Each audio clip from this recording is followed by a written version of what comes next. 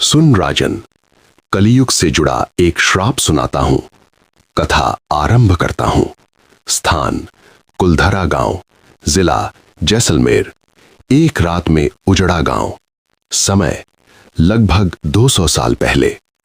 ये कथा है उस गांव की जहां आज भी रात होते ही हवा फुसफुसाने लगती है।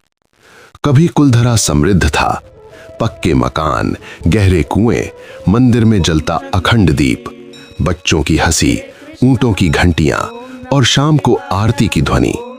लेकिन फिर एक काली अमावस्या की रात, आकाश में बादल नहीं थे, फिर भी अंधेरा असामान्य रूप से घना था। कहते हैं उस रात गांव की चौपाल में अंतिम सभा हुई। चेहरों पर भय था, आंखों में निर्णय। आधी रात के बाद दरवाजे खुले, चूल्हे बुझाए गए और सैकड़ों लोग चुपचाप रेगिस्तान की ओर बढ़ गए। न रोना, न चिल्लाहट, न संघर्ष। सुबह जब सूरज उगा, कुलधरा खाली था। चूल्हों में राख अभी गर्म थी, कुएं में पानी भरा था, मंदिर का दीप आधा जला हुआ था, पर लोग जैसे धरती निगल गई हो। कहते हैं जाते जाते उन्होंने श्राप दिया, जो यहां बसने की कोशिश करेगा उसे चैन नहीं मिलेगा।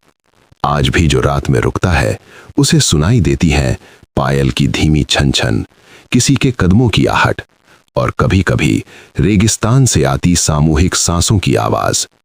कई पर्यटकों ने कहा, हमें लगा कोई पीछे पीछे चल रहा है, पर मुड़कर देखा तो सिर्फ खाली गलियां।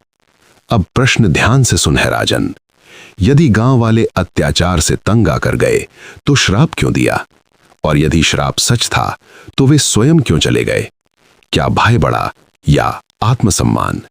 यदि उत्तर जानते हुए भी तू मौन रहा तो मैं तेरे सिर के टुकड़े टुकड़े कर डालूंगा। कथा समाप्त कर बेताल ने प्रश्न किया, सुन हे बेताल, भय मनुष्य को भागने पर मजबूर करता है, पर आत्मसम्मान उसे एक साथ खड़ा करता है। गांव वालों ने डर कर नहीं, अपनी अस्मिता बचाने के लिए वो गांव छोड़ा। श्राप कोई जादू नहीं था, वो उनके सामूहिक गुस्से और पीड़ा की सिसकी थी, जो रेत में दबकर भी शांत नहीं हुई।